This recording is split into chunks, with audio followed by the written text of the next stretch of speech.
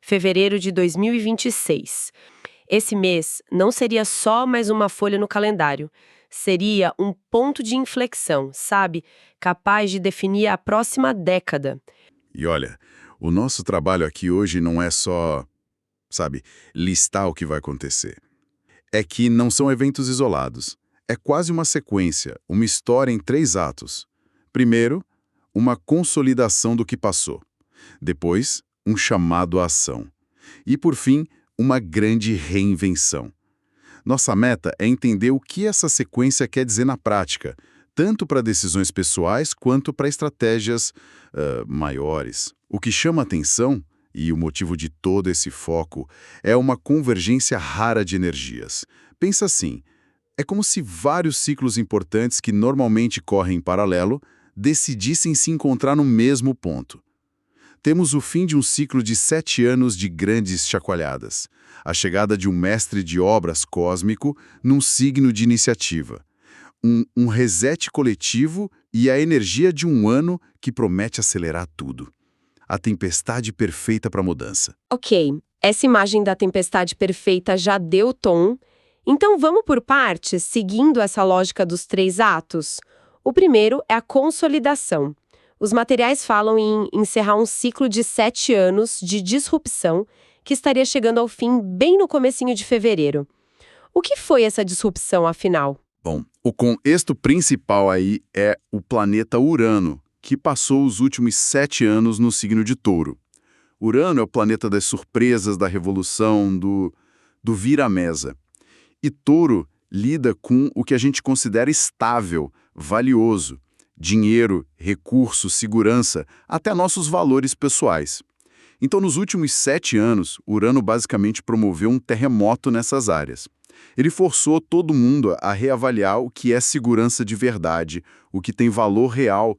E em 3 de fevereiro de 2026, esse planeta retoma o movimento direto, o que na prática é um sinal de que a poeira do terremoto começa a baixar.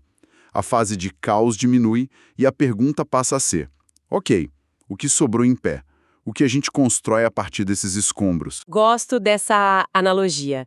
É como se a gente tivesse passado por uma reforma em casa que a gente não pediu e agora, com a poeira baixando, a gente finalmente pode olhar em volta e decidir o que serve e o que vai para o lixo de vez. E a análise sugere focar essa arrumação em algumas áreas específicas, certo? Exato.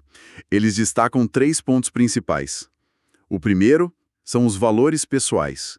A ideia é que o que era super importante para a gente há 7 anos, talvez, hoje não faça sentido nenhum. Aquele emprego estável, aquele plano de vida, tudo pode ter sido questionado. A consolidação aqui é aceitar e integrar essas novas prioridades na nossa identidade. Faz todo sentido. E a segunda área é a segurança financeira. Eles falam em solidificar abordagens que antes pareciam, sei lá, alternativas. Acho que isso tem a ver com criptomoedas, novas formas de investir, de trabalhar. É como se o estranho de ontem virasse um novo normal de amanhã. Precisamente. E o terceiro ponto é a sustentabilidade. Mas não como um conceito bonito, sabe? E sim como um modelo de negócio, uma forma de viver. A noção de que nossos recursos são finitos e que dependemos do planeta deixou de ser um papo de ativista para se tornar uma premissa básica de sobrevivência e de estratégia.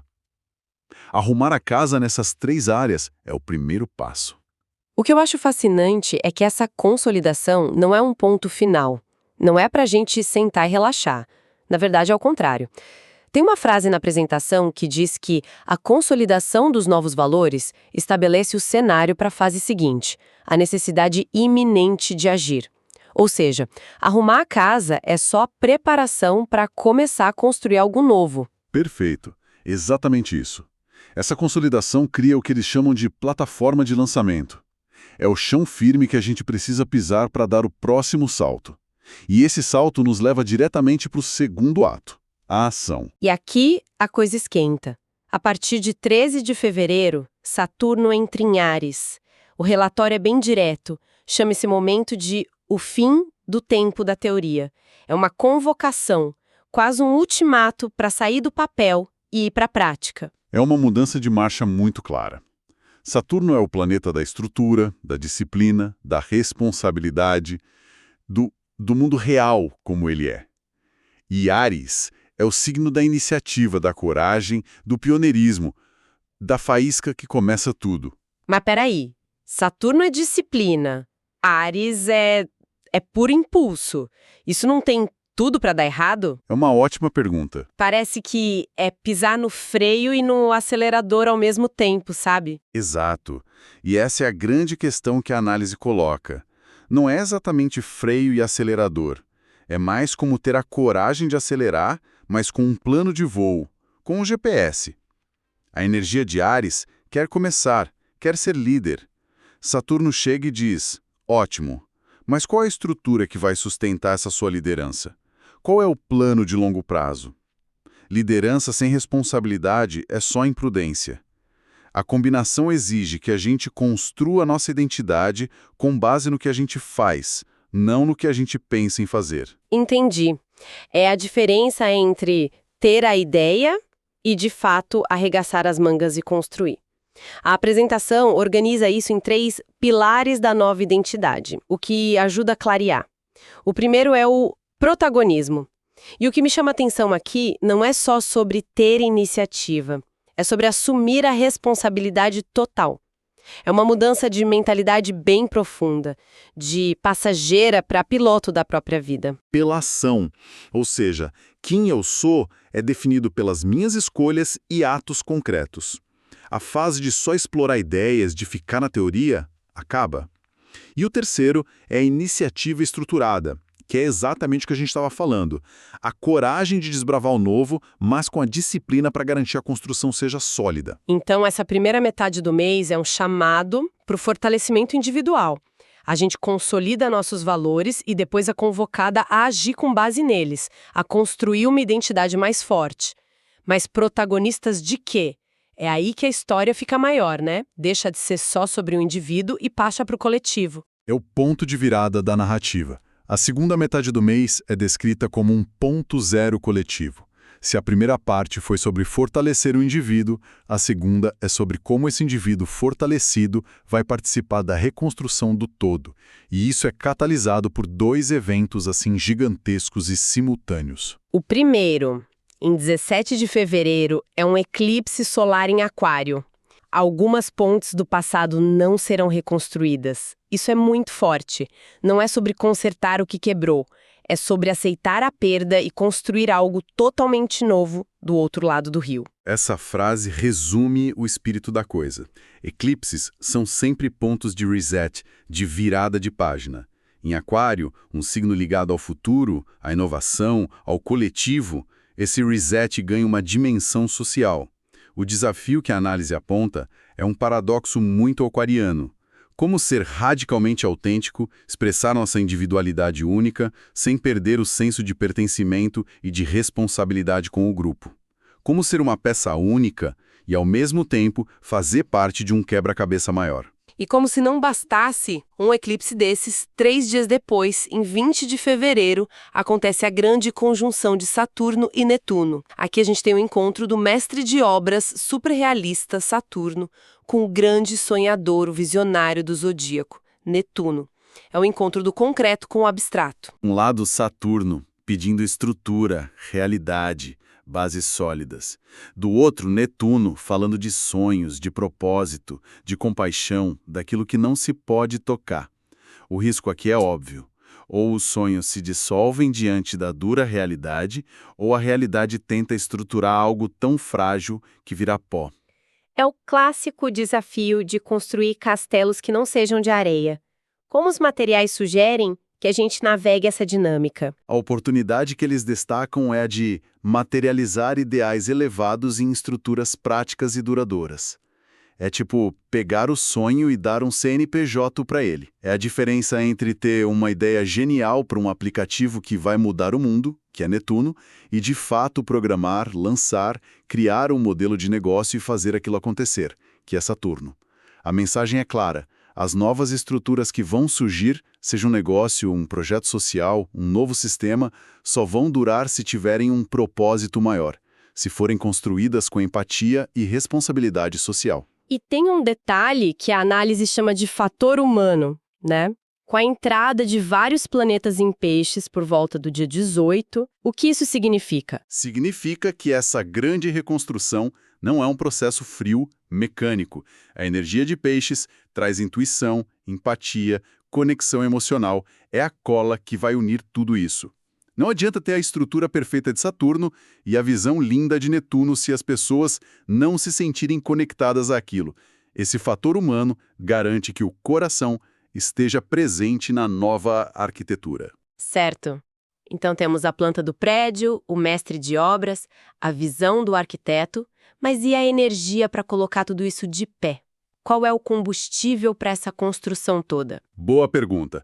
E a resposta, segundo os materiais, chega no mesmo dia do eclipse, 17 de fevereiro. É o início do Ano Novo Chinês, que em 2026 será o ano do Cavalo de Fogo. Cavalo de Fogo. O nome já soa intenso. É um ciclo raro, acontece só a cada 60 anos. E ele injeta no ambiente uma energia de ação rápida, de quebra de estagnação, de paixão e de uma busca quase selvagem por liberdade. É aquela força que te faz pular o muro em vez de procurar o portão. É a energia que pode superar obstáculos que antes pareciam intransponíveis. Imagino que uma energia tão forte assim tenha dois lados. A oportunidade é clara, é o momento de fazer aquelas mudanças ousadas que a gente sempre adia. Mas e o risco?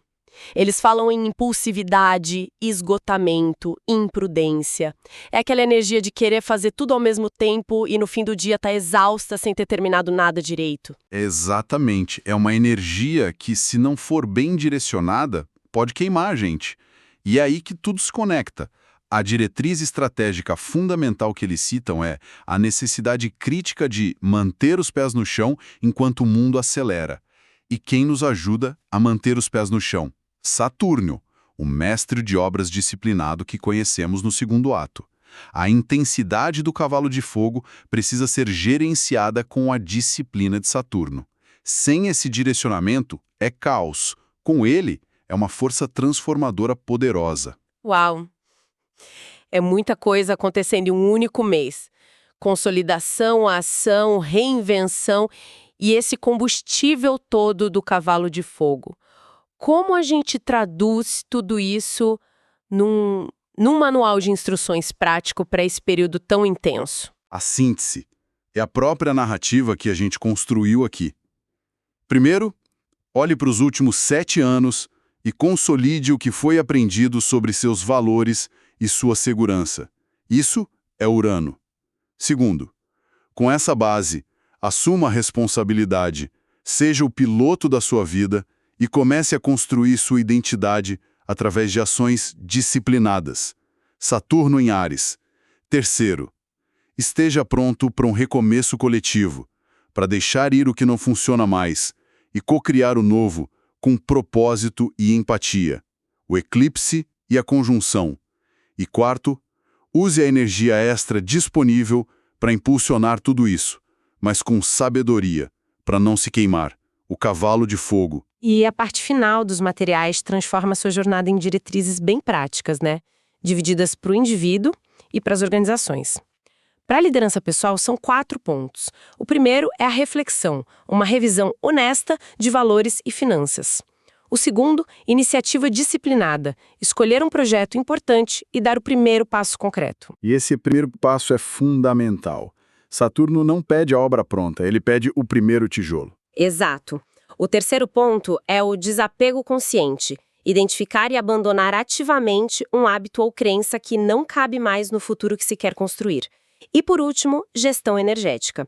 Colocar limites claros, saber a hora de acelerar e a hora de descansar para não entrar em burnout. E é interessante ver como essa mesma lógica se aplica à estratégia organizacional.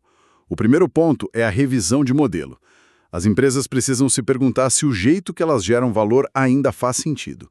O segundo é criar uma cultura de autenticidade, incentivando que as pessoas dentro da empresa assumam responsabilidade, que sejam pilotos. O terceiro é a inovação com propósito, que conecta direto com a conjunção Saturno-Netuno.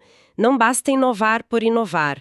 A inovação precisa ter uma base ética sustentável. E, por fim, agilidade com estabilidade.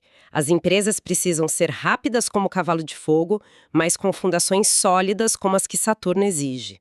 No fim das contas, a mensagem central é que não é sobre prever o futuro, mas sobre construí-lo de forma consciente.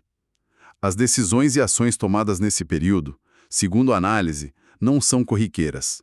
Elas são as pedras fundamentais da realidade que vamos viver na próxima década. É uma perspectiva em tanto. Deixa de ser um mês de acontecimentos e passa a ser um mês de fundação. A responsabilidade parece enorme. É grande. Mas a oportunidade também é. Se os materiais mapeiam o quê e o porquê dessa grande mudança, se eles nos dão a planta dessa nova arquitetura da realidade, a questão que fica é: se as estruturas do passado estão realmente se dissolvendo e as do futuro ainda são só um projeto, qual é o primeiro tijolo que cada um de nós, com intenção e disciplina, precisa colocar no chão para começar a construir a própria versão dessa nova realidade neste ponto zero?